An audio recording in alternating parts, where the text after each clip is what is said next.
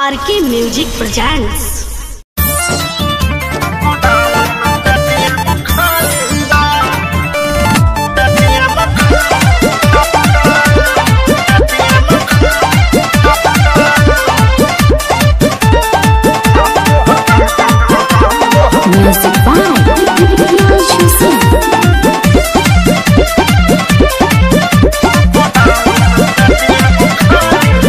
Hello hello मेरे बाबू, तुम्हें बता दूं कि हूँ लोन लेके फोन। यहाँ सब ऐसा टॉप है, दुकान सारा लॉक है, लगा है यहाँ रेड जोन। समझ रहे हो ना बाबू? हेलो हेलो मेरे बाबू, तुम्हें बता दूं कि हूँ लोन लेके फोन। यहाँ सब ऐसा टॉप है, दुकान सारा लॉक है, लगा है यहाँ रेड जोन। मम्मी करी है मामा से बतिया, सुना सुना जरूरी हाली बा।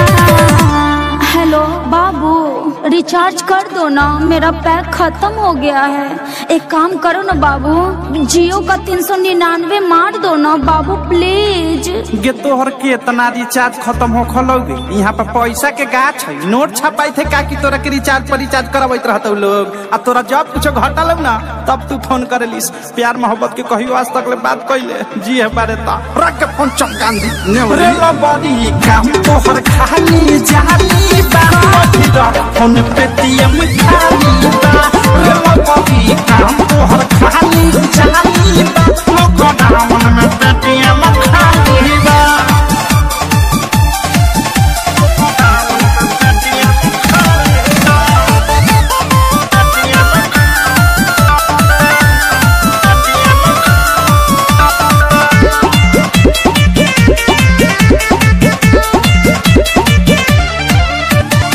ऐसे न बोला जानू, बुझो मजबूरी। माफ कर झूठी बनाओ अभी दूरी, बनाओ अभी दूरी।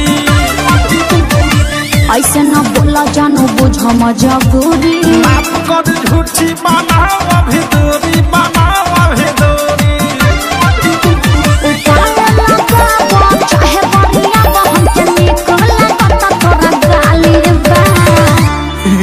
तू हमरा के भूलियावत, हम भूलियाए वाला नहीं खी। लागत कि तोहरा चक्कर में हमारा कोठी में के धइल धान गेहूं बेचे के पड़ी। अरे कौन तोरी मां का प्रणाम करू। प्लीज बाबू, मेरे बारे में ऐसा मत सोचो बाबू, कर दो ना।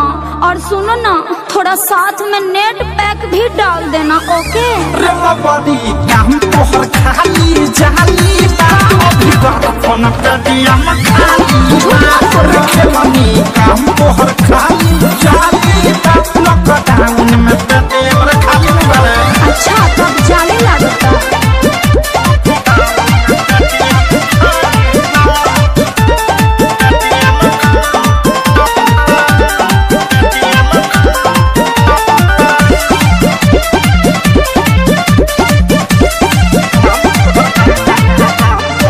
करते हो प्यार यदि बात नहीं टालो।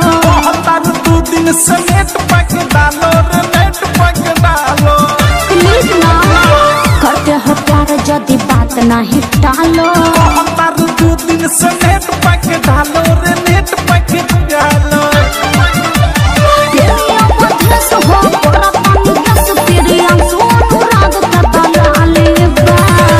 बाबू मेरे सोना प्लीज, रिक्वेस्ट कर रही हूँ, कर दो ना बाबू प्लीज, रिचार्ज कर दो ना बाबू।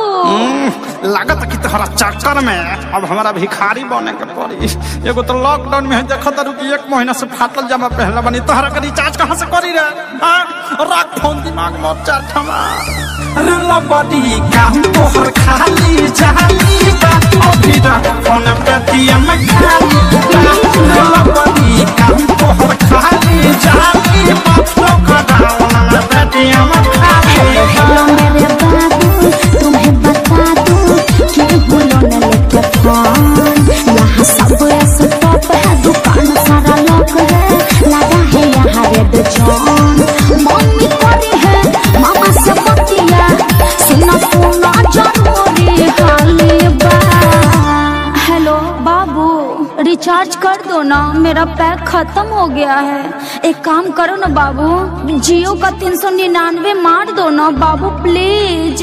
गे तोहर के इतना रिचार्ज खत्म हो खलोगे, यहाँ पे पैसा के गाछ है, नोट छपाई थे का कि तोरा के रिचार्ज पर रिचार्ज करवाइत रहते लोग। आ तोरा जब कुछ घटल ना तब तू फोन करेलिस। प्यार मोहब्बत के कहियो आज तक ले बात कैले जी है बारे ता रख के फोन चमकांदी ने लबड़ी काम तोहर खाली जाली बा अभी रख फोन पेटीएम खाली बा।